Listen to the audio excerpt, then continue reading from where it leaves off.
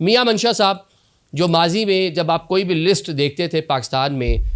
जो कह लें कि इस शोबे के हवाले से होती थी कि अमीर तरीन शख्सियात, निशात ग्रुप का नाम सबसे ऊपर सफ़े अव्वल पे आता था, टेक्सटाइल इंडस्ट्री हो, बैंकिंग का शोबा हो, उसके अलावा जनाब पेट्रोलियम की डिगिंग शिगिंग के हवाले के जो मामलात होते हैं वो सारी चीज़ें हों,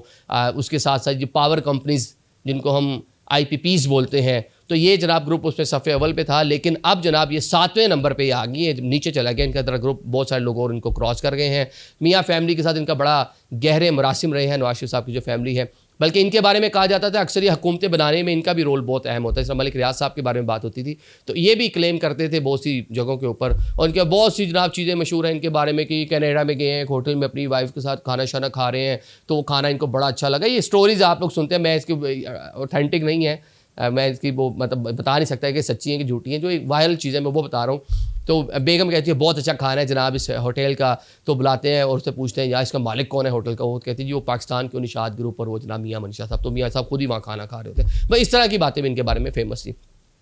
आप ज़रा आगे चल, इनकी जनाब टोटल जो इन्वेस्टमेंट है 920 मिलियन USD डॉलर्स जो हैं वो इन्होंने पाकिस्तान में इन्वेस्टमेंट करके इनकी कंपनीज इतने की इनकी मिल्कियत है।